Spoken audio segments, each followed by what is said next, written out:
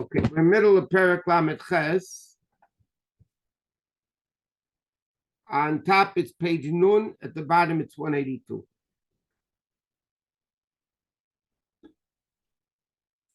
Okay.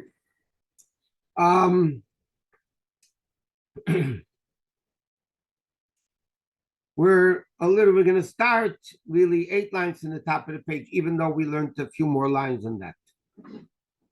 Now, Rebbe, in all these prakim, Lamed Hey, Lamed Vav, Lamed Zayin, Lamed Ches, now Rebbe is explaining why action is very important. And the Rebbe explained because this world is an action world, and Hashem wanted a dir b'tachtenim, a dwelling place down here. So the ultimate goal, Mashiach's coming, is when it will be the ultimate dir b'tachtenim, and that is accomplished by our actions during the time of Golus. So the Rebbe said, therefore, action is so important. Therefore, those mitzvahs that you need even to verbally say, if you don't verbally say it, you do not fulfill the mitzvah. Okay, so basically, the Rebbe is saying, why don't you need kavanah so much? He says, because the kavanah, that's the intent is more soul-like, not action-like, and the soul is perfect. The soul doesn't need to be rectified. It doesn't need to be refined. So therefore, as far as the soul is concerned, you don't need to have the kavanah so much. So now the Rebbe is going to ask a question, and let's see it inside. Again, these few lines we learned already, so I'm going to go quicker. Nevertheless, that sages tell us, if somebody says davening, even though what's mandatory is only the first bracha of Shemoneh Esrei and the first bracha of the first pasuk of Shema. Nevertheless, the sages tell us that if you daven without or a bracha without kavanah, is kaguf b'lei neshama, it's like a body without a soul. It means it's a dead mitzvah, basically. Pirush, which means here the Alter Rebbe is going to elaborate now on the concept that everything that exists in this world has a body and a soul. Everything. And he's going to explain in a second. Every creation in this world that has a body and a soul, nefesh kol chai, which is the soul of every living thing, v'ruach kol b'sar ish, and the spirit of every, the life of every human, v'nishmas kol asher ruach chayim ba'apav, and anything that has a soul of animal, keeping it alive, mikol bali chayim, from all animals, v'Hashem mechayes kulam, Hashem gives life to everything, Umahava Esim, and constantly recreates them. Meyayin leyesh tamid, from nothing to something constantly. Be'er v'chayis, with the light and the life. Shemashpia bahem, that he sustains them. Shegam agufa chumri, even the mundane body, which seemingly has no life of its own. Afilu avonim va'ofa, even stones and dirt. Hadaim mamish, which is mamish inanimate, yesh be'or v'chayis mimeni yisparich, still has a soul, a power of Hashem, keeping it in existence. Shlo it shouldn't return liyasayin ve'efes kshoyet, to become nothing like it was at the beginning. Let me explain what Alter Rebbe is saying over here. When we hear the word soul, okay, we think about a human and an animal to a certain extent. A plant also has a certain life to it. I mean, it grows, it's light, it's living. It's plant life that grows. When we speak about a stone, inanimate, things like that, in our mind, it doesn't seem that it has life to it. But here the Alter Rebbe says it briefly, and in Shayich V'Amuna, the Alter Rebbe elaborates on that tremendously, and he explains the definition of a soul is not the way we define it as a soul. The definition of a soul is a power of Hashem that keeps everything existing. because Hashem created the world, something from nothing, that means in essence, the world is really nothing. And we explained this briefly last week. Water flows. You want it to stop flowing, you have to put a dam in the water. Otherwise, the water is going to flow. The dam could be in the water for 1,000 years. Take out the dam for 1 second, the water is back as if it never was stopped. But when the guy builds a table, he can build the table and he leaves. And hopefully the table doesn't fall apart. What's the difference between that and that?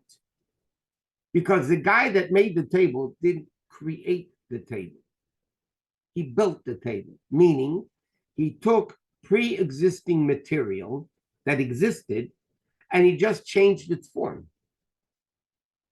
You take a piece of silver, you make a bech out of it. All you did was change the form.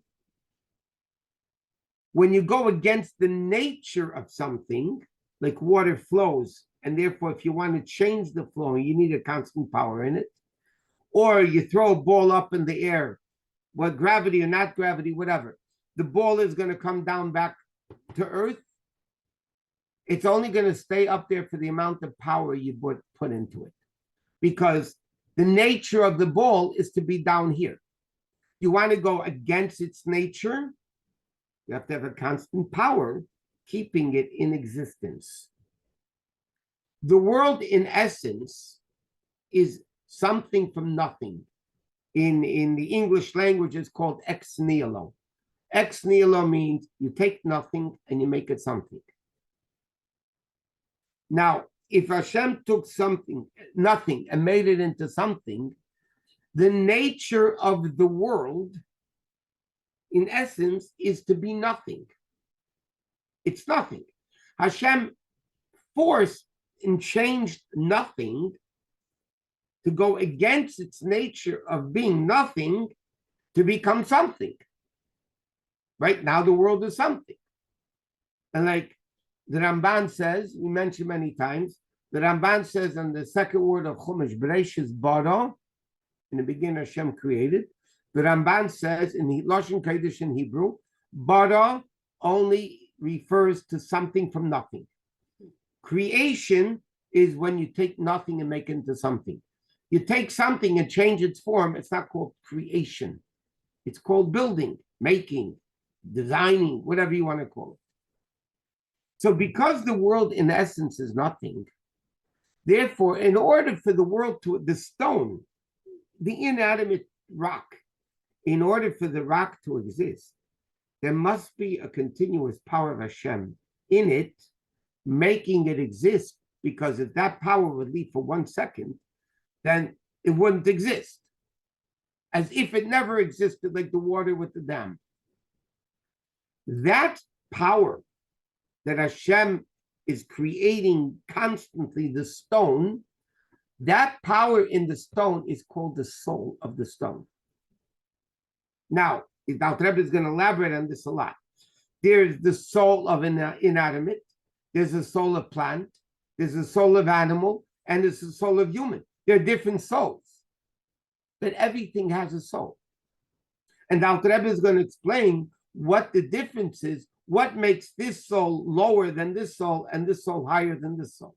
So let's see it inside. So he says, it all has a soul.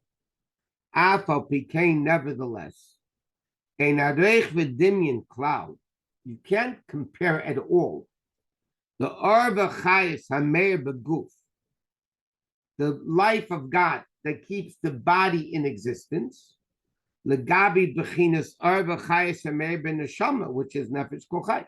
You can't compare, even though the body, we mentioned this in the last time, whatever. When a neshama comes into a body, right? And then the neshama leaves the body. The person is dead. But if the neshama would be creating the body, then the second the neshama leaves the body should immediately disintegrate, become nothing. the body does decompose, but not instantaneously. If the dam is taken out of the water, if the power of Hashem would leave the world would become nothing like it was before Hashem even created it. So why is it when a neshama dies that the body doesn't disintegrate immediately? So Chassidus explains because the body, the neshama, the life of the body has its own life besides the neshama. And therefore, body is alive even if the neshama leaves. But the soul of the body, so to speak, like the Rebbe says, the body also has its own nefesh besides the neshama. The life that the body has, Chassidus explains, is dependent on the neshama. It's connected to the neshama. So therefore, when the neshama leaves the body, eventually the life of the body that it has on its own will also disintegrate. And therefore, the body disintegrates. Unless if the body of a tzaddik doesn't disintegrate. So this is what the Rebbe is saying. So he says, even though both of them are equal bechinas, hesed panim, as far as the concealment of godliness, v'levushim shavim, and the equal garment, sha'ar mistater u'misalem u'mislabish bay, that the revelation of God conceals itself in them. I'm going to read a few more lines and explain. Ki shneim me'im olam hazeh, because both of them, the body and the soul of the person or the animal, are from this world. Shabachululuse mistated b'shava, it can equally conceals ha'or v'chayis, the revelation of Hashem, shemeruach pivius barich, which comes from the spirit of Hashem's mouth. Bechinas has to. Okay, I got to explain this outside. The body and the soul of the person are both in this world. Okay? The body definitely doesn't sense godliness. The neshama that's in the body, because it's also now in a physical body in this world, the neshama also doesn't feel godliness on its own. You could have a Jew that's born Jew, doesn't know anything about Yiddishkeit. They don't feel any neshama. Why? They have a neshama, they're Jewish. But that the neshama is completely concealed within the person. They don't feel it. So now the Rebbe is saying like this: the neshama in the body, in the guf of an animal, a person, doesn't matter. That neshama in the body are both in a concealed situation from godliness, because they're both in this world, which this world by definition means a complete concealment of godliness. Now I'm going to elaborate on this because it's Chassidus 101. It's important to know. There's 4 worlds. Okay? There's infinite level of godliness. Then you have 4 worlds. The 4 worlds are already the way God comes into a finite level, relatively speaking. Meaning, again, there's zillions of different levels and relative to this, to that, but generally speaking, higher than Atzilus, there's no spheres. There's no 10 levels. It's infinite godliness. Atzilus is called Olam Hatzilus, the world of Atzilus. The word Olam is the same Hebrew word as Ha'elam, concealment. Even the world of Atzilus, which is the highest emanation in the worlds of godliness, it's still a concealment. Why? Because in Atzilus now, there's 10 levels.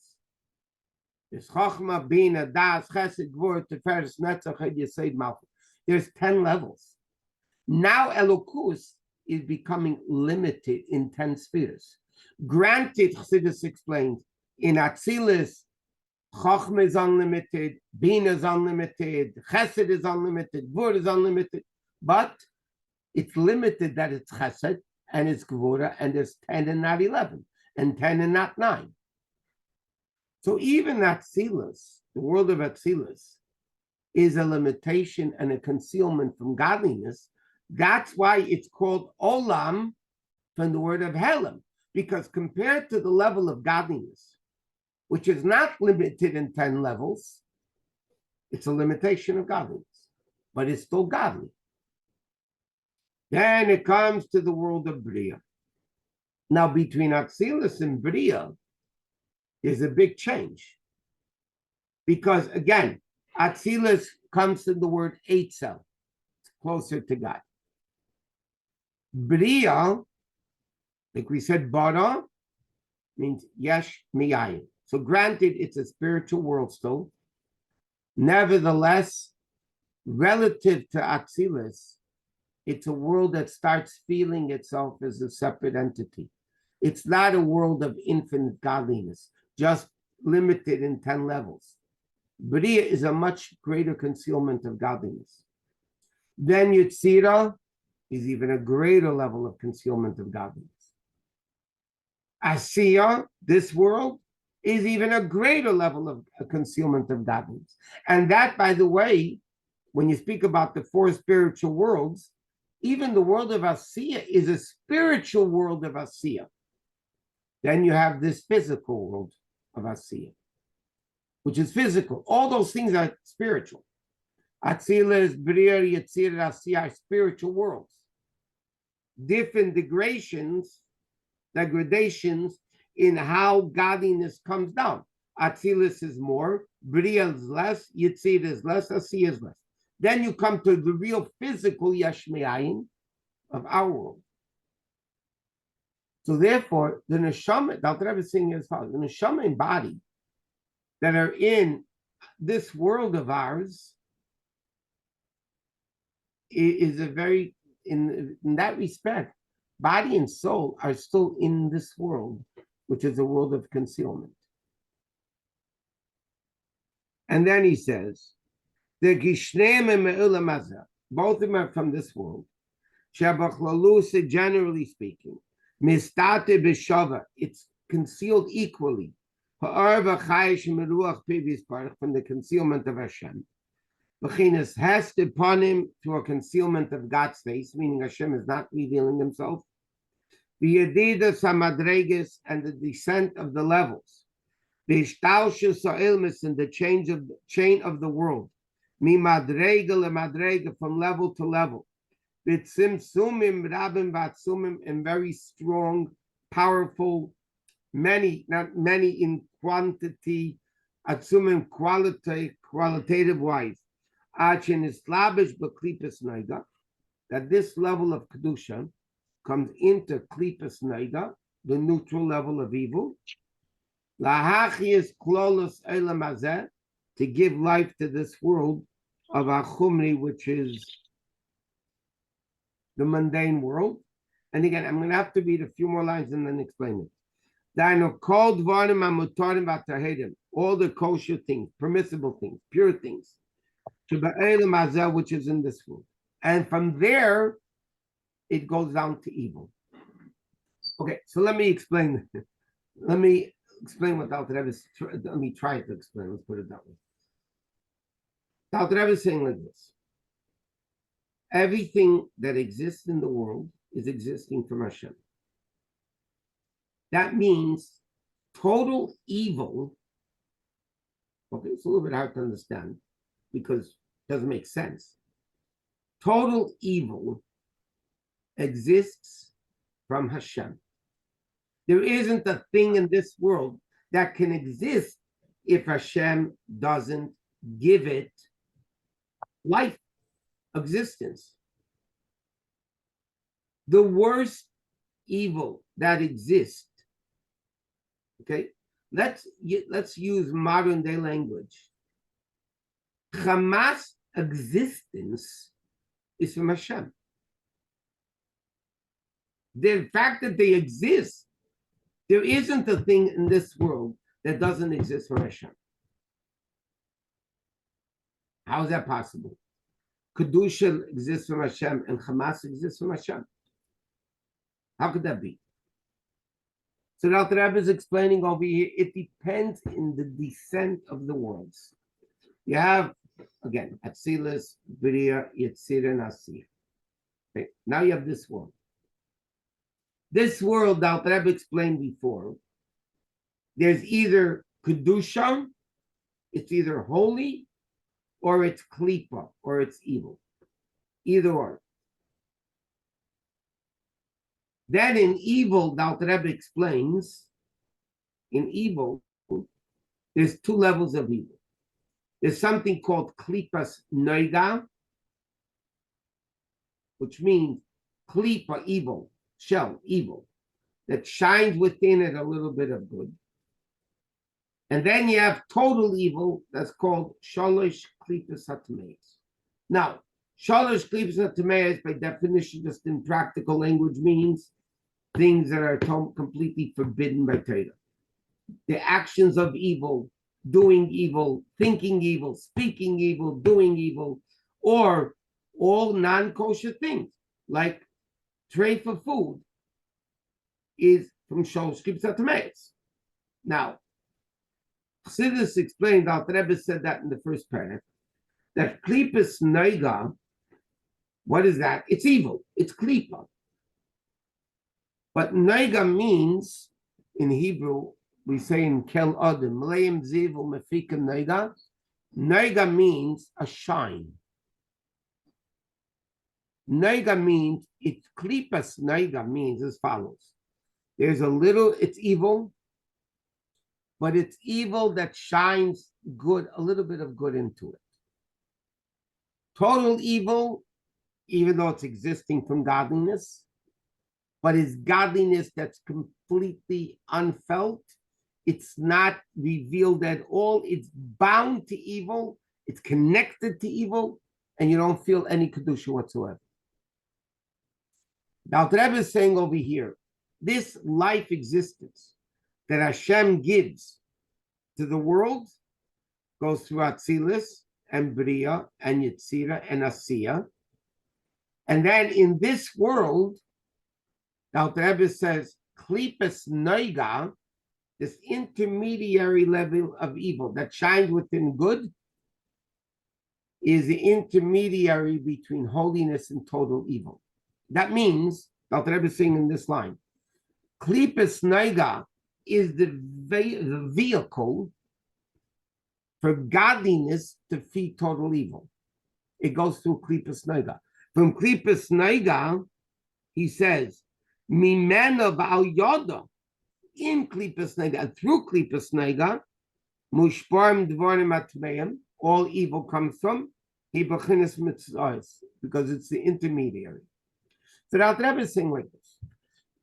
Hashem makes the world exist. There's constant power of Hashem in every object, inanimate, plant, animal, human, in every aspect of the world. There's a power of Hashem keeping in existence. Now, how does it work? If Hashem would reveal himself as is, number one, the world would be infinite. Secondly, if Hashem would reveal himself as is, everything would be, if you feel godliness, then you would, it's all Kedusha. Everything's holy. If Hashem reveals himself as is, everything is holy. And what Hashem wanted is Dira V'Tachtein.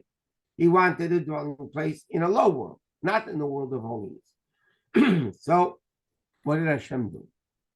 He lowered himself level after level after level until he comes into total evil and sustains total evil.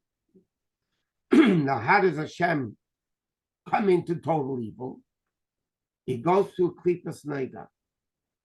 It's the intermediary that sustains total evil by taking the level of Kedusha. Now, because Klipas Noiga is also evil, it's a very, very limited level of godliness.